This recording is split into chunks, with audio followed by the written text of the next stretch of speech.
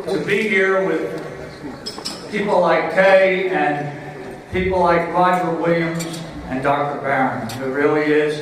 And I can't say how thrilled I am to be the representative for the class of 1965. Yeah. Right. Now you're going to have to bear with me here. I've got a lot of things planned. Now when I was a Boy Scout, I lived at a place called Camp Doman. I don't know if any of you people went to Camp Doman. You probably did. But also, we had an eating place called Pioneer Camp. And we had a little song, and I changed the words around for Penn State. I'll give you the first line of the one that we did at the Pioneer Camp. At Pioneer we come to chow with rifles at the ready. So I changed that. That's not what we do.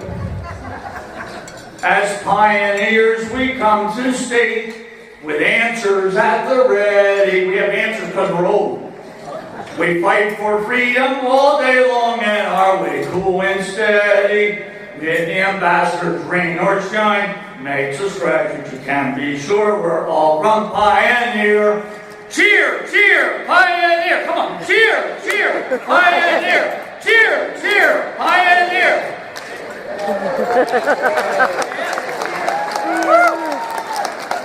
Hey, I'm not talking to dead people, am I? You're all alive. You're on this planet. You don't know how long you're going to be here. Could be tomorrow. You never know.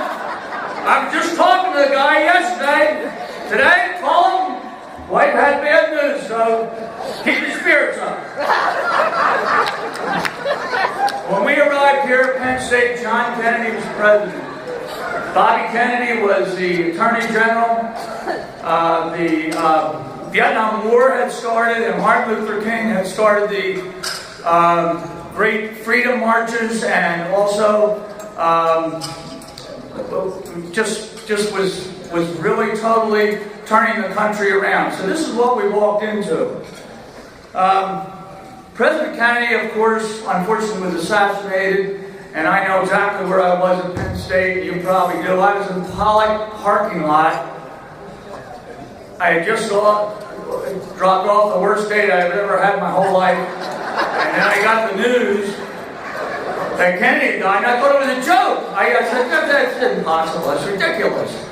I thought it was one of the World of the Wars or War of the Worlds book type thing, and I just sat there. I actually started crying later on, about an hour later.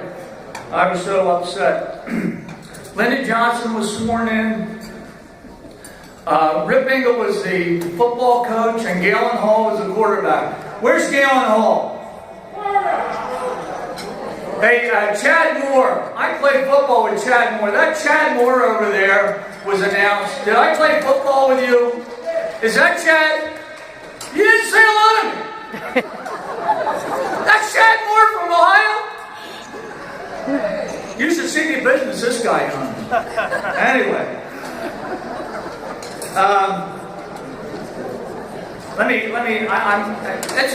I'm almost done, all right? These, you people worked through 20 different wars, including World War II, because you were born when FDR was still president, and you're still alive when Obama is president.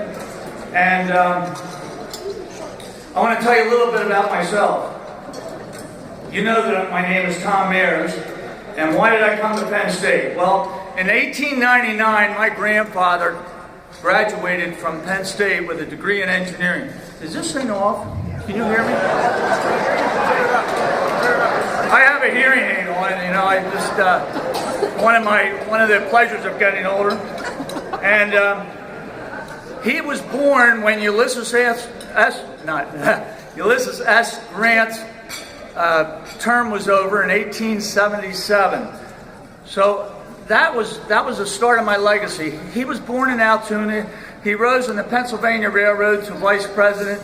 He designed the electric light for the Pennsylvania Railroad.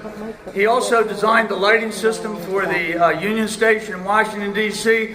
And the Pennsylvania Railroad gave him $1 $150 for all those inventions. I'd be a rich man today if he had been on his own and invented those things. My other grandfather, my father's father, was T.I. Mairs. He was a professor of agriculture up here at Penn State. And he had 3 boys. One of them was my father.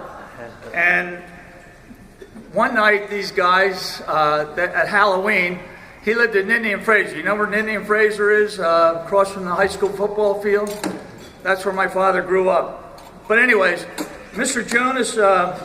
Jonas Smith lived next door, and he had an outhouse on. So on mischief night, my father and his brothers went over and turned the outhouse over. They just didn't know that Mr. Smith was in the outhouse.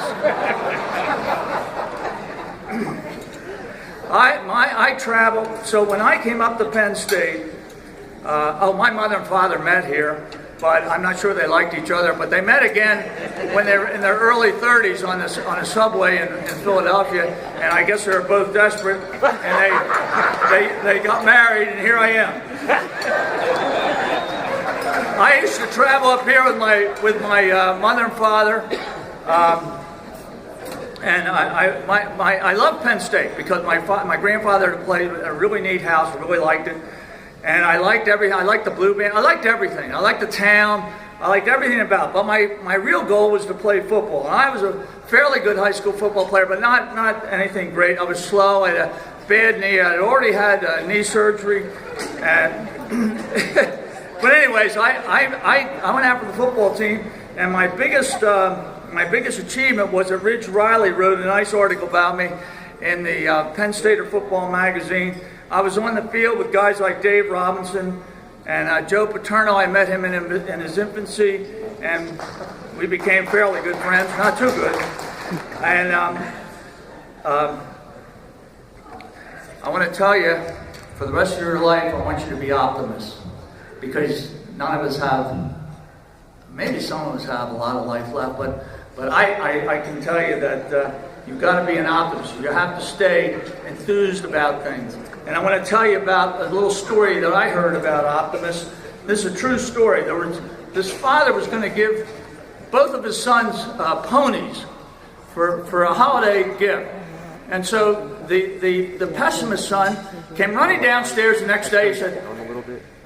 He opened the door and it said, and there's pony was there. Beautiful, absolutely stunning pony. Beautiful white and black hair and just a real specimen of a pony. And he was a pessimist. He says, I don't like it. I know this is the wrong color. I wanted a white pony. Everything you could possibly think of. So the pessimist, for the optimist came down. He opened the door, and the whole room was filled with manure. He says, Daddy, I can't thank you enough. Where there's manure, there has to be a pony. And with that, thank you for having me as your representative. Good night. Good night.